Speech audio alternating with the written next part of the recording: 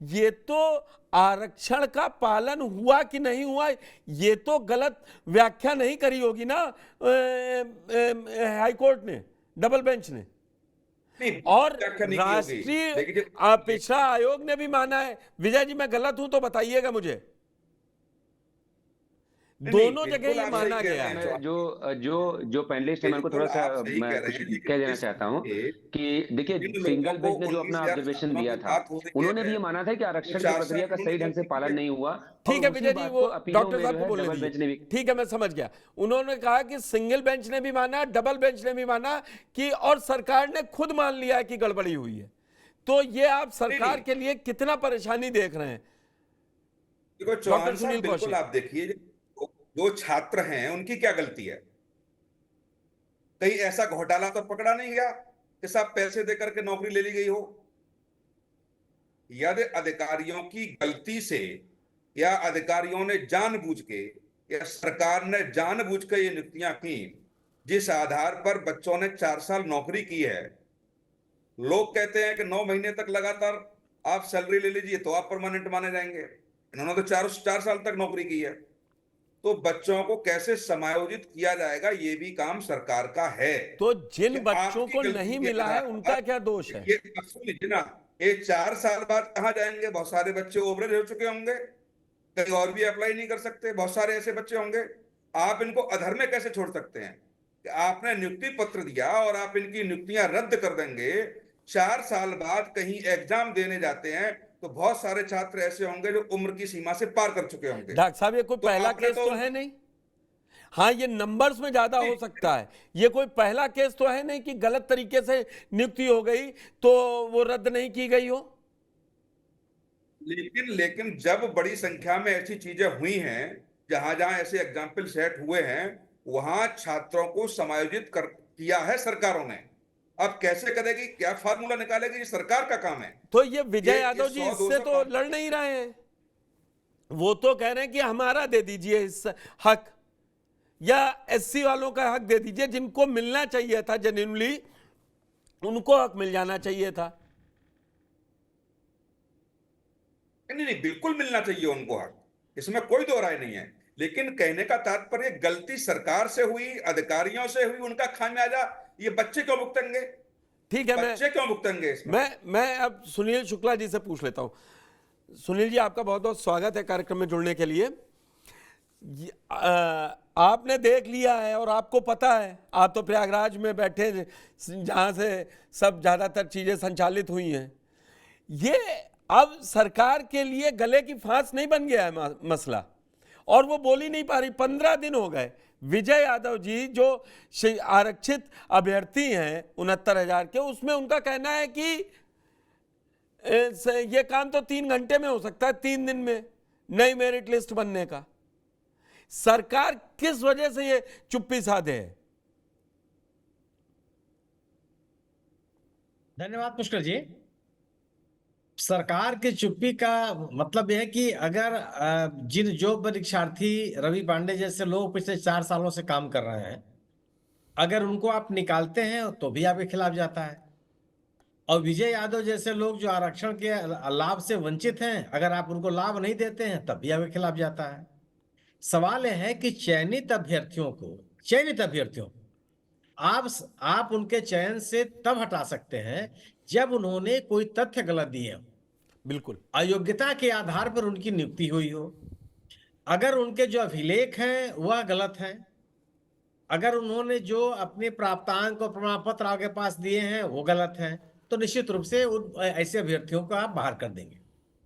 लेकिन जिनकी नियुक्ति आपने खुद की और 4 साल से वो सेवा कर रहे हैं, तो उन ऐसे अभ्यर्थियों को बाहर निकालना इतना आसान नहीं है। सवाल यह है कि सरकार के पास विकल्प भी है। क्या इस राज्य में केवल 69,000 ही शिक्षकों की जरूरत तो है नहीं? पिछले कई वर्षों से भर्तियां नहीं हुई हैं। नहीं सुनील जी, यहां पे मेरा छोटा सवाल ले लीजिए आप। नहीं, आप वो कहेंगे अगर नहीं, इनको आप कहेंगे कि जब नहीं, मैं समझ रहा हूं, मैं अभी आपकी बात कहना चाहता हूं। जब आप कहेंगे कि नए पद जब आएंगे, उन पदों के विरुद्ध के खिलाफ भी आपको आरक्षण का नियम लागू करना पड़ेगा। बिल्कुल ये कहना चाहेंगे आप। लेकिन दोनों अलग चीजें हैं, पद का सृजन और उपलब्ध पदों पर समायोजन। आप उसकी वैधानिक स्थिति, कानूनी स्थिति समझ लीजिए। नहीं नए नहीं, पद जब आप वही तो मैंने समझा। मैंने किसी से बात करी तो उन्होंने कहा कि अगर 3 से ज्यादा पोस्ट निकलेंगी तो समायोजन में भी आपको आरक्षण व्यवस्था लागू करनी होगी। नहीं, बिल्कुल है आपके, मैं इस नियम से मैं इनकार नहीं कर रहा हूं, ये बिल्कुल सही स्थिति है। लेकिन कोई ना कोई सरकार को इसका समाधान निकालना पड़ेगा। आप जो गलती हुई है सरकार से, उस गलती का प्रायश्चित तो सरकार ही करेगी। पिछले कितने सालों से आप भर्ती नहीं कर रहे हैं, क्यों नहीं कर रहे हैं? और ये क्या आरक्षण की जो स्थिति बनी, क्या आरक्षण के नियम नहीं पता थे सरकार को? और जो बच्चे 4 साल से नौकरी कर रहे हैं उनको आप क्यों बाहर कर देंगे? क्या तरीका होगा? ये सरकार का सिरदर्द है। ये मैं तो हमारा मैंने आपका तो न्याय रखा ही यही टॉपिक ही यही नाम है। यही रखा है। और सरकार का सिरदर्द है कि यह बच्चे जो चयनित हैं वह किसी जाति बिरादरी समूह के आते हों, चयन के बाद उनका सेवा से बाहर किया जाना अनुचित है। अनुचित है। इसको किसी भी दिशा में टाला जाना चाहिए। और उन बच्चों जो इस प्रक्रियागत समस्याओं के कारण से चयन से वंचित हो गए हैं, उनको बाहर रखना भी गलत है। विजय यादव को क्यों बाहर रखेंगे आप? नियमानुसार इनकी नियुक्ति होनी चाहिए थी, क्यों नियुक्ति नहीं हुई?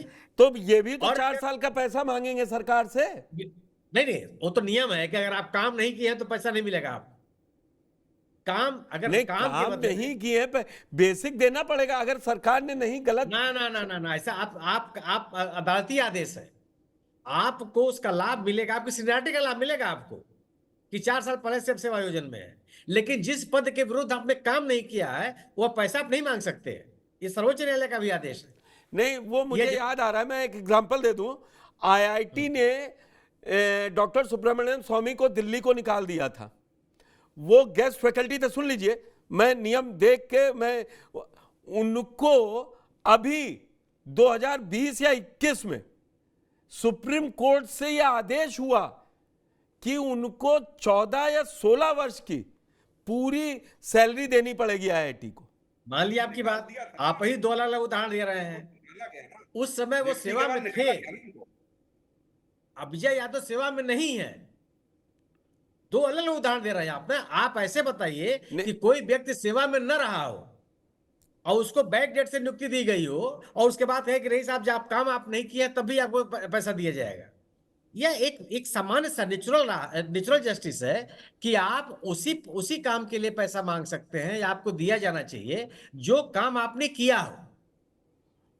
बाकी जितने आपके लाभ है, जैसे जब भी जो लोग जिनकी नियुक्ति बैक डेट से मानी जाएगी उनको पेंशन का लाभ मिलेगा और 4 साल की सेवा उनमें गिनी जाएगी। जब उनको प्रमोशन देने होंगे तब भी आपको उस सेवा का जुड़ेगा, सीनियरिटी के हिसाब से आप उसको जोड़े जाएंगे। लेकिन उस पैसे के भुगतान के लिए अगर सेवा में आप नहीं है तो यह न्यायालय का भी आदेश है कि उस पैसे के आप हकदार नहीं है जो काम आपने नहीं किया है।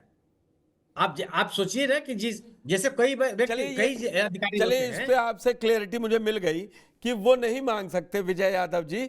लेकिन सरकार फिर इसका कोई सोल्यूशन निकाल क्यों नहीं रही है, देर क्यों लगा रही है? अरे आप सोचिए ना कि इसका समाधान, अब यह जो बच्चे सड़क पर प्रदर्शन कर रहे हैं इसके सरकार ही तो जिम्मेदार है। आपने क्यों आरक्षण को लागू नहीं किया? जो आप अभी देखिए, जो उन्होंने इनको लेटरल एंट्री वापस लेनी पड़ी, क्यों लिया आपने? भाई अगर आप ये कहेंगे कि केंद्र सरकार 45 लोगों की भर्ती करेगी, आपको आरक्षण देना पड़ेगा। और जब आप ये कहेंगे कि कॉमर्स मिनिस्ट्री में एक भर्ती है, ट्रांसपोर्ट मिनिस्ट्री में दूसरी भर्ती है, वन मंत्रालय में तीसरी भर्ती है, वित्त मंत्रालय में चौथी भर्ती, हर मंत्रालय में एक भर्ती है, तो वहां लागू नहीं होगा। तो आपने यह स्थिति तो सरकार खुद बनाई है। आपको एक पूरे 69,000 भर्तियां थी, शिक्षकों की भर्ती थी। अगर आप ये भर्ती दिखाने लगेंगे कि 3 भर्ती इलाहाबाद में है और 2 भर्ती कौशाम्बी जिले में है, 2 भर्ती चित्रकूट जिले में है, 5 भर्ती बांदा जिले में है, आप आरक्षण लागू नहीं करेंगे। अगर आप ये कहें कि उत्तर प्रदेश बेसिक शिक्षा परिषद 69,000 शिक्षकों की भर्ती करेगा और इन भर्तियों के आधार पर विभिन्न जिलों में लोगों की तैनाती होगी, आपको आरक्षण देना पड़ेगा। सरकार आरक्षण देने के स्थान पर आरक्षण से बचने की कोशिश की है। अच्छा, सवाल इस बात का। ठीक है सुनील जी। विजय यादव जी, एक डबल आरक्षण का फायदा वाली बात आ रही है कि जो लोग कह रहे हैं कि जब ये सुप्रीम कोर्ट में जाएगा तो दोहरे आरक्षण की बात आएगी, तब आप लोगों का जो कैंडिडेचर है वो निरस्त हो जाएगा। ये हो सकता है सरकार ने माना हो कि 68,000 69,000 में कुछ गलतियां हुई हैं, वो उन त्रुटियों को देख लेगी। डबल आरक्षण तो आपको नहीं मिल सकता ना। वो तो कह रही है कि हमने 1,37,000 में 31,000 जो पद थे वो ओबीसी को दिए हैं।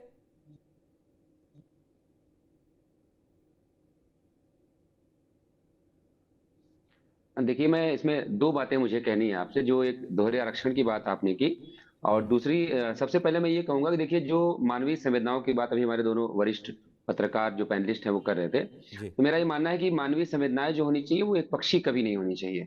हमें दोनों पहलू देखना चाहिए। हमारे रवि पांडे नहीं, भाई हमारे 4 साल दोनों से नौकरी पैनलिस्ट कर रहे ने हैं, तो करीब दोनों लोगों के लिए कहा है। मैं क्लियर कर दूं, वही मैं उसी बात पे आ रहा हूं उनका, विद ऑल ड्यू रिस्पेक्ट मैं यही कह रहा हूं कि हमें ये भी समझना पड़ेगा कि रवि पांडे भाई करीब 4 साल से नौकरी कर रहे हैं, तो आज की डेट में नहीं कुछ तो उनके पास 20 लाख का बैंक बैलेंस होगा।